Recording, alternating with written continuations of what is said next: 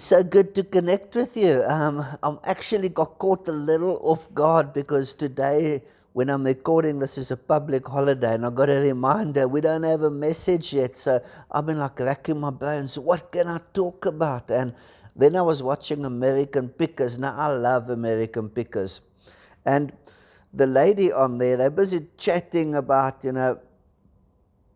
people going in and buying stuff like they do. And she said the early bird gets the worm.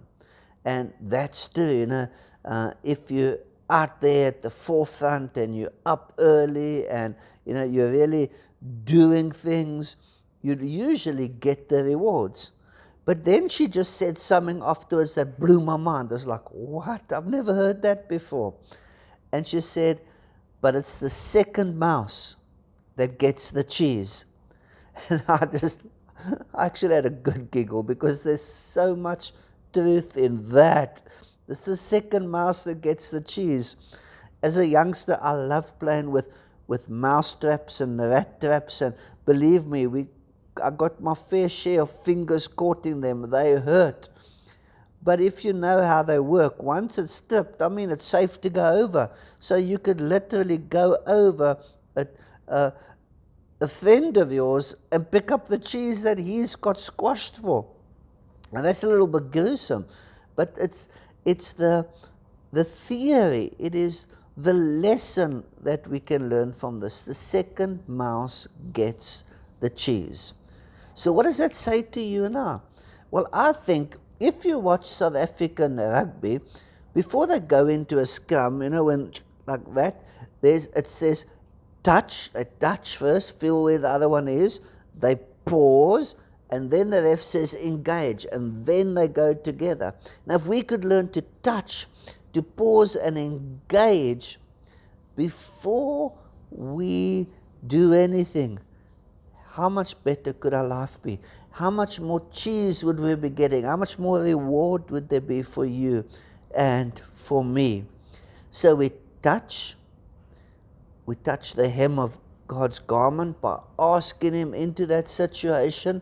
We pause to hear what He's got to say to us. And then we either engage or disengage, depending on what God had said to us.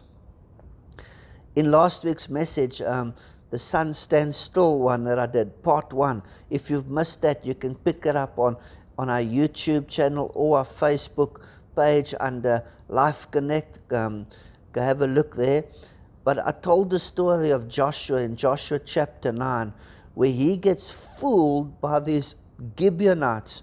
And the Gibeonites pretend that they from somewhere else, and they enter into an alliance with Israel, which Joshua wasn't allowed to enter into.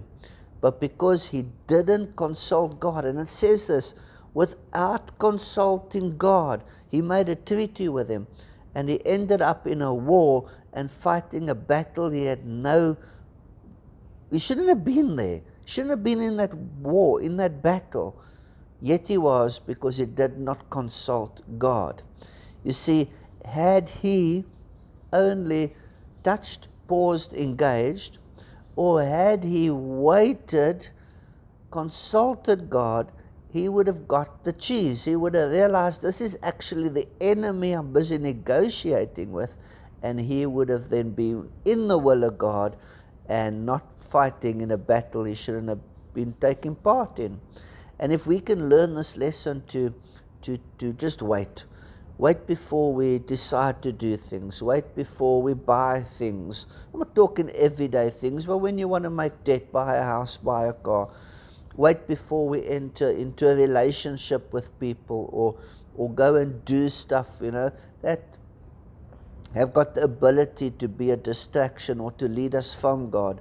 If only we could learn this theory that the second mouse gets the cheese. The cautious one in this case is the one that is rewarded. Sure, we do believe the early bird gets the worm, but the early bird also needs to be cautious, because it's the second mouse that does get the cheese.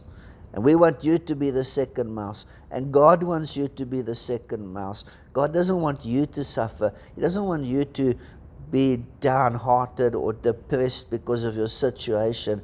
He wants you to consult Him, bring Him in, and you would see His glory then in your life. So I encourage you, consult God on everything. Don't go blindly into things. Touch, pause, engage, and you're going to enjoy the cheese. May you be blessed.